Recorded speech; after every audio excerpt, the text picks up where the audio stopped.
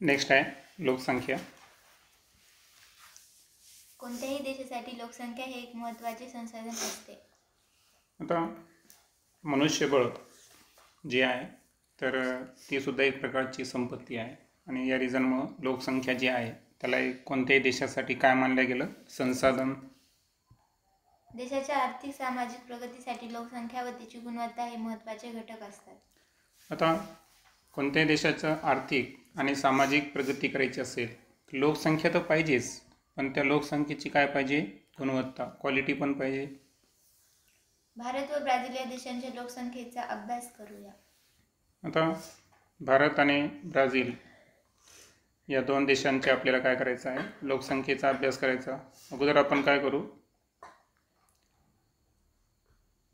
भारत देशाविषयी माहिती मिळवू. आकृती 6.1 अ व आ च्या आधारे खालील प्रश्नांची उत्तरे शोधा व लिहा. आता 6.1 मध्ये आपल्याला दोन ग्राफ दिले आहेत. अ वाला जो आहे हा आहे भारताची लोकसंख्या वितरण आणि सेकंड जो ग्राफ आहे तर तो दाखवतो भारत लोकसंख्येची घनता. आणि जी जनगणना आहे ही केव्हा झाली होती, लास्ट 2011ला. आणि दॅट्स वाय 2011च्या जनगणनेचे पूर्ण रिपोर्ट आहे आपल्याकडे. पहिला प्रश्न, लोकसंख्येची सर्वाधिक घनता असलेले प्रदेश कोणते. आता सूचीमध्ये जर गेलो आपण तर 500 पेक्षा जास्त है ना प्रति चौरस किलोमीटर, 500 पेक्षा जास्त जिथं लोकसंख्या आहे तर हे राज्य आपल्याला जास्त लोकसंख्या घनता असणारे राज्य म्हणून. आणि यामध्ये सर्वात महत्त्वाचं जर आपण टॉपला जर पाहिलं तर उत्तर प्रदेश असेल, आहे की नाही, डार्क कलरमध्ये. त्यानंतर बिहार असेल. तर हे जे दोन राज्य दिसतात त्या व्यतिरिक्त थोड्या प्रमाणात पंजाब, हरियाणा, पश्चिम बंगाल आणि डाऊनला जर गेलो आपण तर तमिळनाडू आणि केरळ. तर एवढे आहेत. मात्र जर स्पेशलाइज दोन लिहायचे असतील तुम्हाला, हे की नाही, कारण हे तर झालं आपण राईट साईडच्या ग्राफनं. लेफ्ट साईडला जर आलो तर मेजरली आपल्याला उत्तर प्रदेश आणि बिहार हे दोन राज्य दिसतील. सर्वात कमी लोकसंख्येची घनता असलेले प्रदेश कोणते. आता सर्वात कमी अर्थातच 100 पेक्षा कमी प्रति चौरस किलोमीटर असणारे जे राज्य आहेत तर ते एकदम फेंट कलरून दाखवलेले आहे. आणि यामध्ये येतात बघा पूर्वोत्तर राज्य, हे की नाही. तर यामध्ये मिझोरम असेल, त्यानंतर वरचा अरुणाचल प्रदेश आणि सिक्कीम असे काही राज्य आहेत जे कमी लोकसंख्या घनता असणारे राज्य, पूर्वोत्तर राज्य म्हणू आपण त्यांना. ओके. वरील नकाशांचा विचार करता भारतातील राज्य व केंद्रशासित प्रदेशांची विभागणी खालील करतात करा. आता 100 पेक्षा कमी तर ग्राफचा अभ्यास जर केला आपण तर यामध्ये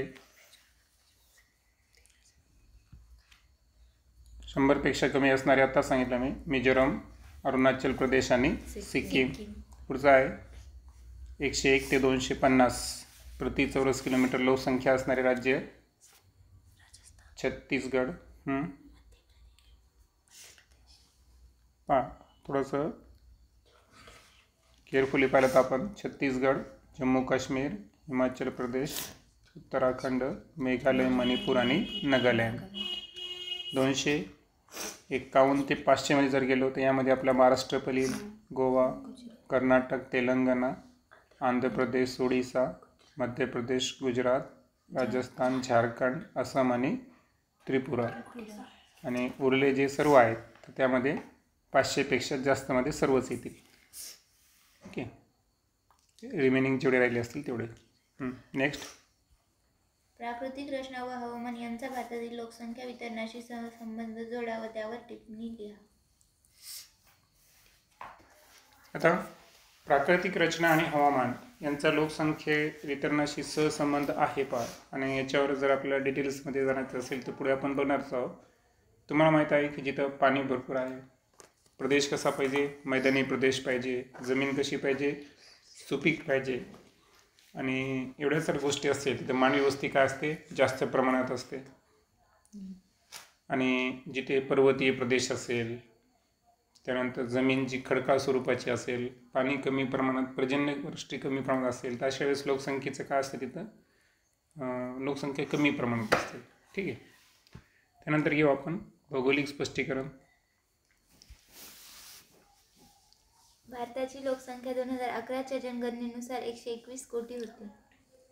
2011ला जेव्हा जनगणना झाली होती तेव्हा भारताची लोकसंख्या किती होती, 121 कोटी. लोकसंख्येच्या बाबतीत भारत हा जगातील क्रमांक 2चा देश आहे. आणि लोकसंख्येच्या बाबतीत जगात भारताचा कितवा क्रमांक लागतो, 2.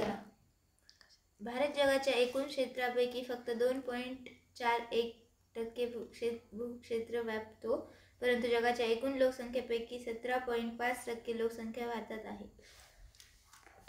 पृथ्वीवर जेवढी जमीन आहे त्यापैकी भारत देशाचं जे क्षेत्रफळ आहे ते किती टक्के आहे, फक्त त्याच्या तुलनेमध्ये 2.41%. आणि लोकसंख्या जर पाहिली तर जगामध्ये जेवढी लोकसंख्या आहे त्याच्या 17.5% लोकसंख्या एकट्या आपल्या देशामध्ये आहे. जनगणना 2011 नुसार भारताच्या लोकसंख्येची सरासरी घनता 382 व्यक्ती प्रति चौरस किलोमीटर होती. आणि 2011च्या जनगणनेनुसार जो रिपोर्ट आहे तर आपले जी पॉप्युलेशन डेन्सिटी आहे, लोकसंख्येची सरासरी घनता, तर प्रति चौरस किलोमीटर भारतामध्ये किती व्यक्ती राहतात, 382. भारतातील लोकसंख्येचे वितरण असमान आहे. आता असं नाही की पूर्ण भारतामध्ये सर्वच ठिकाणी लोकसंख्या समान प्रमाणात विभागली आहे, तर हे वितरण असमान आहे हे आपण नकाशामध्ये पण पाहिलं. प्राकृतिक रचना, हवामान व जीवन जगण्याची सुलभता या बाबींचा परिणाम लोकसंख्येच्या वितरणावर होताना दिसतो. आता एखाद्या प्रदेशाची प्राकृतिक रचना कशी आहे, तेथील हवामान कसं आहे आणि जीवन जगण्यासाठी काय काय फॅसिलिटीज आहे, सुलभता आहे, तर याच्यावर लोकसंख्येचं वितरण अवलंबून असतं. सुपीक जमीन, मैदानी प्रदेश, पाण्याची उपलब्धता असलेल्या भागात अनेक शतकांपासून मानवी वस्ती स्थापित झालेली आढळते. आता आपण अश्मयुगापासून तर मानव शेती करत राहिला आहे की नाही, तिथून जर पाहिलं आपण तर सुरुवातीला शेती आणि नद्यांच्या खोऱ्यांच्या प्रदेशामध्ये की नाही, सुपीक प्रदेशामध्ये मानव वस्ती करत होता, असं आपण अभ्यासलेलं आहे.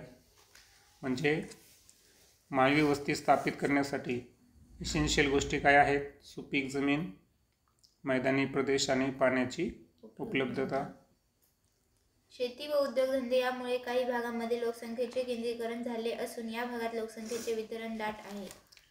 तर पहा, ज्या भागामध्ये शेती जास्त प्रमाणात आहे आणि जिथं रोजगार उपलब्ध होण्यासाठी उद्योगधंदे भरपूर प्रमाणात आहे, जसं की आपल्याकडे मुंबई, पुणे आहे ना, इथं जर पाहिलं तर उद्योगधंद्यांचा विकास आहे, MIDC वगैरे भरपूर आहेत तिथं. आणि अशा ठिकाणी लोकसंख्येचं काय होतं, केंद्रीकरण. आणि निश्चितच या भागात लोकसंख्येचे वितरण कसे आहे, दाट आहे.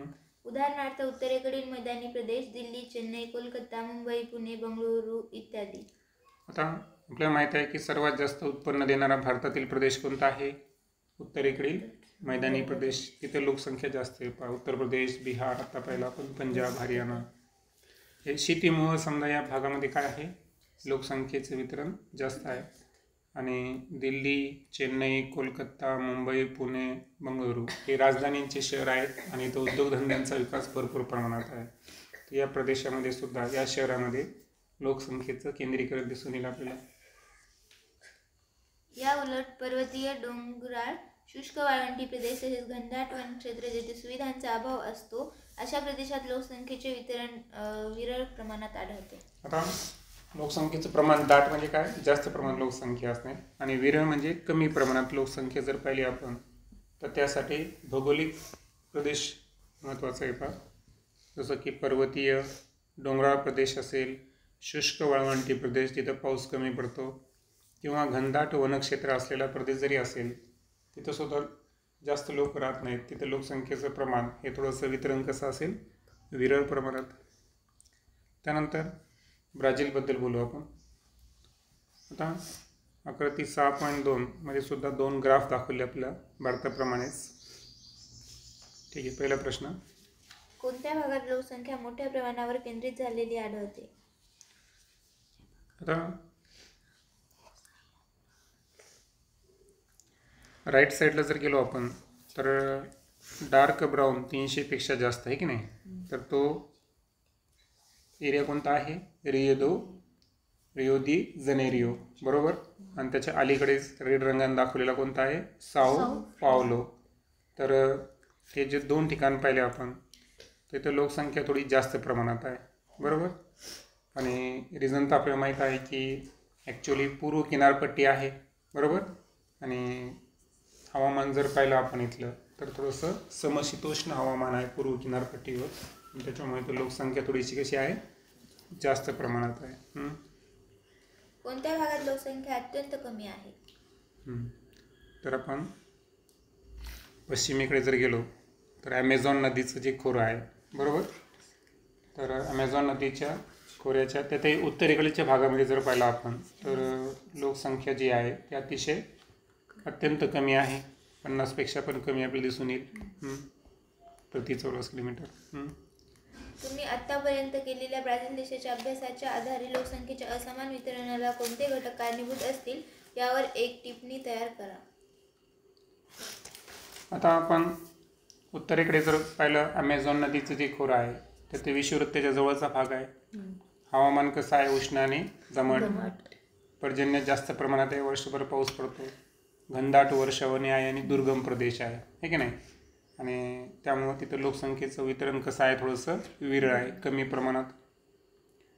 त्यानंतर सेकंड जर आपण पूर्वेकडे आलो, एक बहिया राज्य दिसेल बघा तुम्हाला, आहे की नाही, आहे ना, पूर्व किनारपट्टीवर असलेला.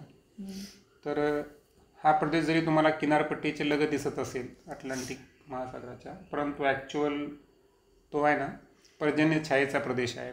आणि पर्जन्य छायेचा प्रदेश म्हणजे पावसाचं प्रमाण कमी, म्हणून तिथं सुद्धा लोकसंख्या थोडी कशी दिसेल आपल्याला? कमी दिसेल. त्यानंतर ब्राझीलची जी उच्चभूमी आहे, ओके, तिथं जर पाहिलं आपण तर मध्यामध्ये, तर तिथं पाऊस मध्यम स्वरूपाचा आहे आणि अनुकूल हवामान असल्यामुळे लोकसंख्यासुद्धा मध्यम प्रमाणात आहे. ओके. त्यानंतर आणि आत्ताच आपण डिस्कस केलं होतं रियो दी जनेरियो आणि साओ पावलो, तिथलं किनारपट्टी आणि समशीतोष्ण हवामान, इथं याच्यामुळे लोकसंख्या इथं थोडंसं जास्त प्रमाणात आहे. उपरोक्त नकाशातील वितरण कोणत्या पद्धतीने दाखवले आहे? आता लेफ्ट साईडला जर पाहिलं आपण तर आत्ताच आपण जेव्हा भारताचं पाहिलं होतं तो सुद्धा टिंब पद्धतीनं होता. आणि ब्राझीलचं सुद्धा वितरण जे दाखवलेलं लोकसंख्येचं हे कोणत्या पद्धतीने दाखवलेलं आहे? टिंब पद्धतीनं दाखवलेलं आहे. भौगोलिक स्पष्टीकरण.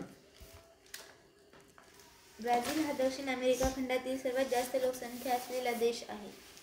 आता दक्षिण अमेरिका खंडातील सर्वात जास्त लोकसंख्या असलेला देश कोणता? तर तो कोणता आहे? ब्राझील. जनगणना 2010 नुसार सुमारे 19 कोटी लोकसंख्येसह ब्राझीलचा जगात 5वा क्रमांक लागतो. आता तिथे जनगणना केव्हा झाली होती? 2010. आणि तिथली लोकसंख्या जर पाहिली आपण तर किती आहे? 19 कोटी. जगामध्ये यांचा क्रमांक कितवा लागतो? 5वा. क्षेत्रफळाच्या दृष्टीनेही हा देश जगात 5व्या क्रमांकावर आहे. मात्र क्षेत्रफळ पण भरपूर आहे. भारतामध्ये पाहिलं होतं आपण की क्षेत्रफळाच्या तुलनेमध्ये लोकसंख्या थोडी जास्त प्रमाणात होती की नाही, परंतु क्षेत्रफळाच्या दृष्टीने सुद्धा 5वाच क्रमांक आहे.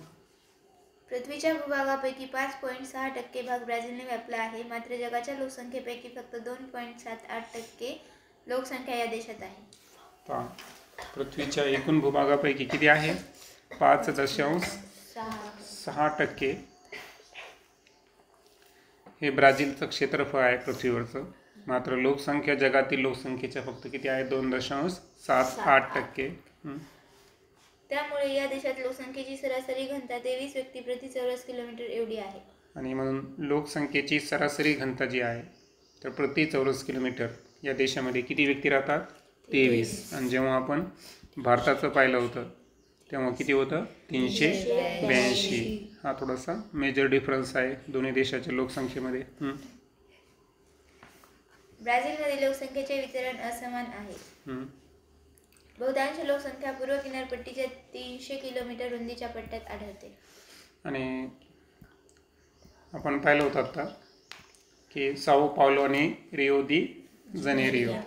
तर हे जे प्रदेश आहे तर या पूर्व किनारपट्टीच्या प्रदेशावर समशीतोष्ण हवामानामुळं लोकसंख्ये थोडी जास्त आहे ना, सरासरी प्रति चौरस किलोमीटर 300पर्यंत आहे. हा दाट लोकसंख्येचा प्रदेश ब्राझीलच्या किनारपट्टीजवळील सखल भागात आहे. आता हा जो दाट लोकसंख्येचा प्रदेश आहे तर ही ब्राझीलची जी किनारपट्टी आहे, पूर्व किनारपट्टी आहे ना अटलांटिक महासागराजवळ, तर तिथल्या सखल भागामध्ये आहे. त्यातही आग्नेय किनारपट्टीचा भाग हा अनुकूल हवामानामुळे वस्त्यांसाठी सुयोग्य बनला आहे. आणि त्यातही जी आग्नेय दिशेला जरी गेलो आपण तर किनारपट्टीचा भाग थोडासा अनुकूलच आहे आणि त्यामुळे मानवी वस्त्यासाठी जो थोडासा सुयोग्य बनला आहे.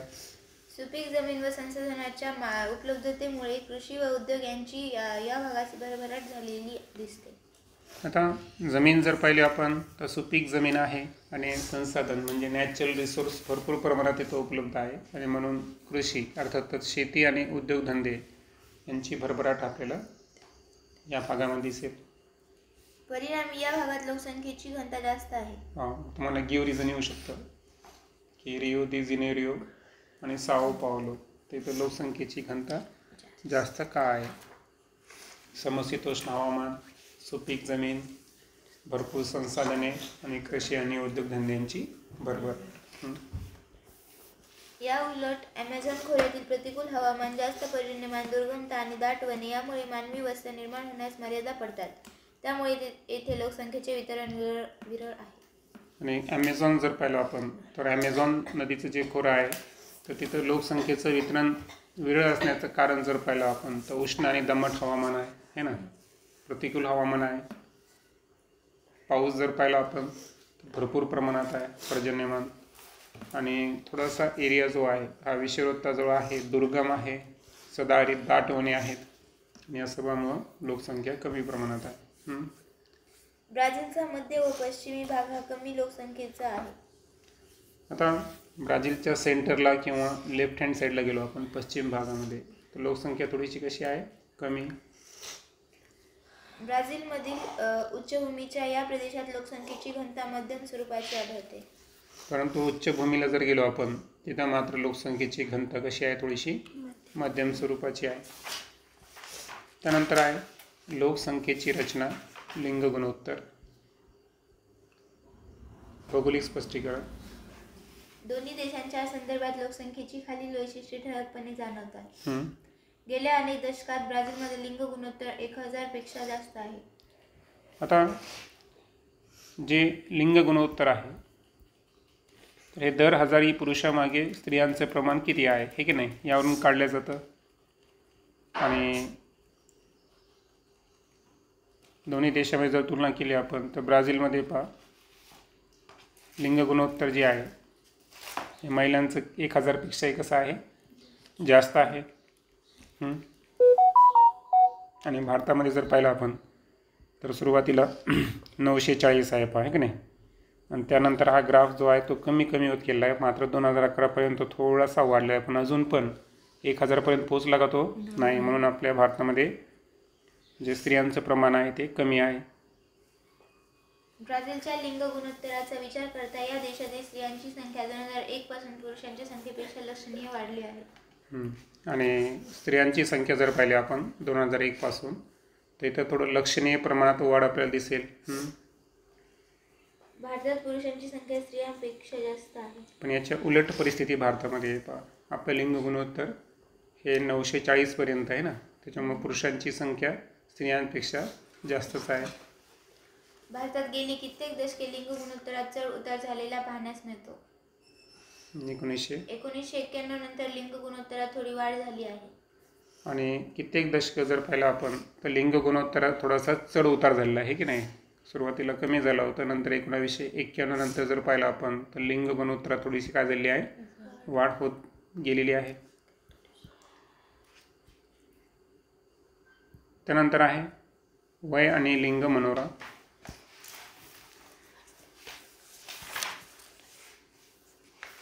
आता वयोगटानुसार दाखवले येतं, बरोबर आहे का, लोकसंख्येची टक्केवारी.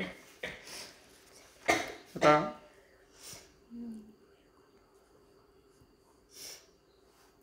ठीक आहे, आपण डायरेक्ट भौगोलिक स्पष्टीकरण घेऊ. लोकसंख्येच्या वयरचनेचा विचार करता ब्राझीलची लोकसंख्या हळूहळू वृद्धत्वाकडे झुकत असून भारतात परिस्थिती वेगळी आहे. आता वयरचनेचा जर आपण अभ्यास केला तर ब्राझील देशामध्ये जर पाहिलं आपण तर जे सिनियर सिटीजन म्हणू आपण तर त्यांचं बराच रेशो आहे, बरोबर आहे का? आणि भारतामध्ये जर पाहिलं तर आपण तरुण जास्त आहे. म्हणजे याचा अर्थ काय झाला की ब्राझीलचा वयरचनेचा गुणोत्तर जर आपण पाहिलं आपण, आहे की नाही, वय आणि लिंग मनोरा, तर यावर लक्षात येईल की ब्राझीलची लोकसंख्या वृद्धत्वाकडे आहे आणि भारतात तरुण वयोगटाकडे जास्त आहे. म्हणजे भारताकडे जे कार्यशील मनुष्यबळ आहे ते कसं आहे, जास्त आहे. भारतात तरुण वयोगट जास्त आहे म्हणजेच भारताकडे कार्यशील मनुष्यबळ जास्त आहे. त्यानंतर आता आपण काय करू, शेवटचं कन्व्हर्सेशन घेऊ पॉईंट. वरील आलेखातून हे लक्षात येते की दोन्ही देशांमध्ये तरुणांची संख्या खूप मोठी आहे, परंतु भारतामध्ये ब्राझीलपेक्षा मुलांची टक्केवारी जास्त आहे.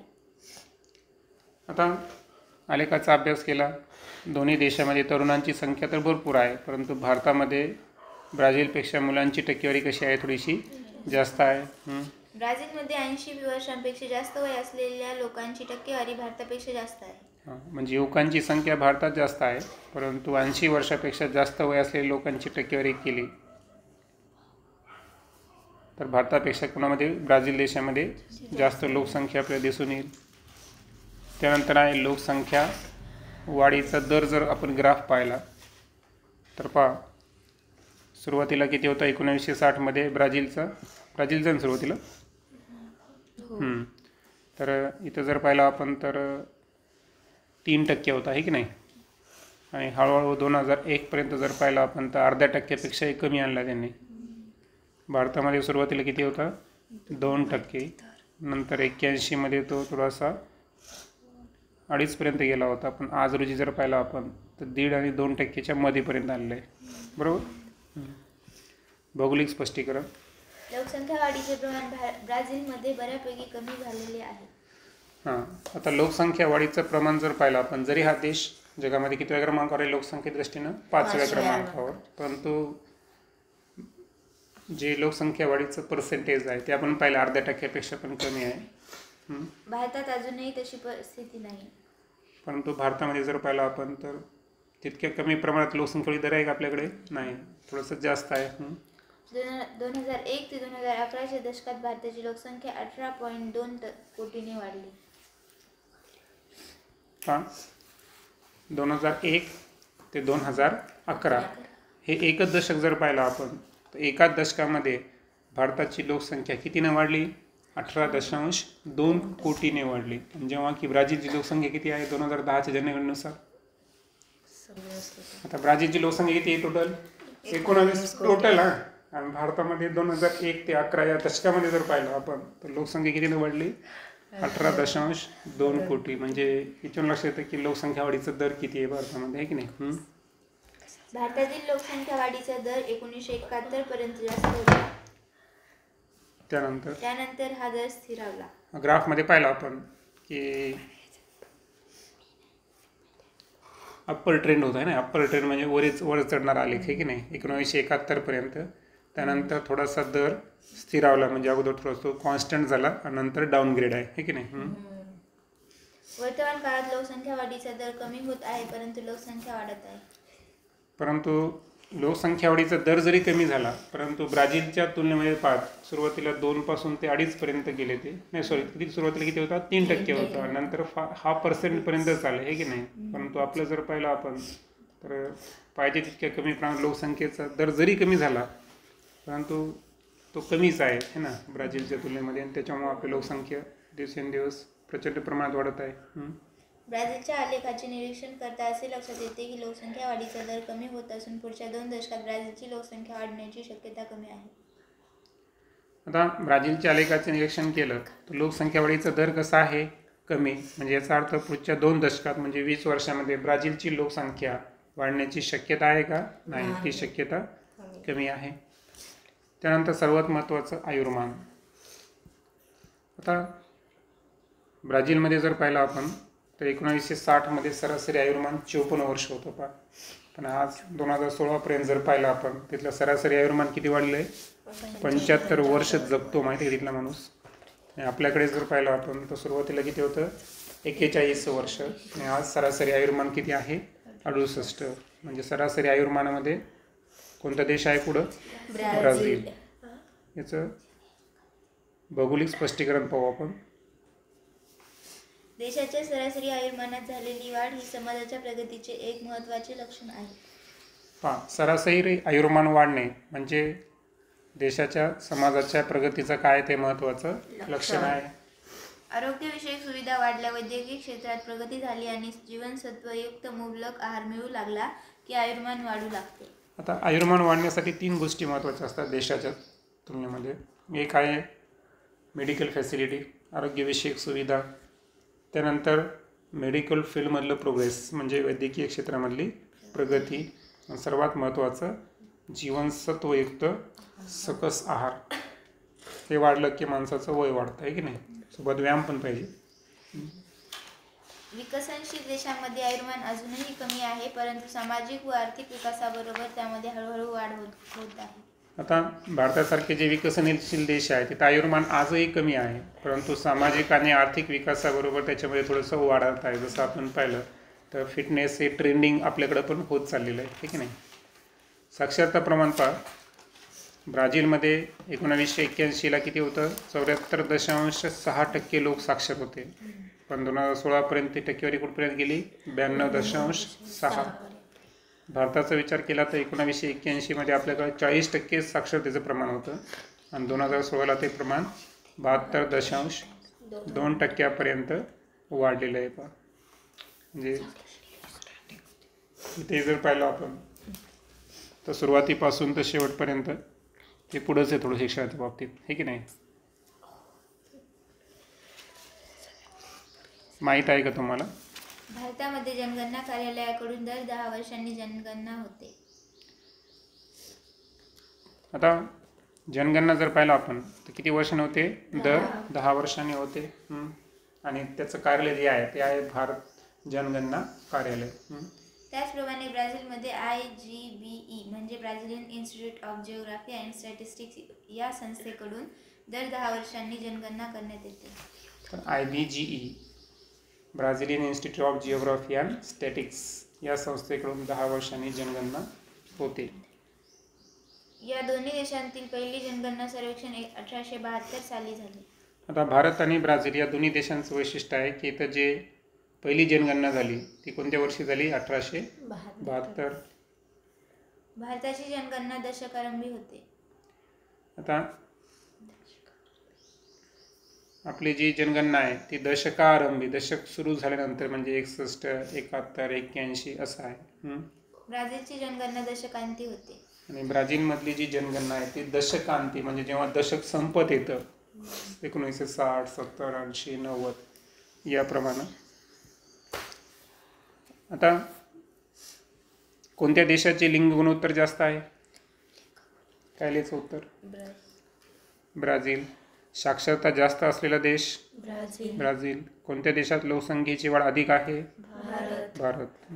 देशात सरासरी आयुर्मान कोणत्या देशात जास्त आहे, आणि कोणत्या देशात वृद्धांचे प्रमाण जास्त आहे, ब्राझील.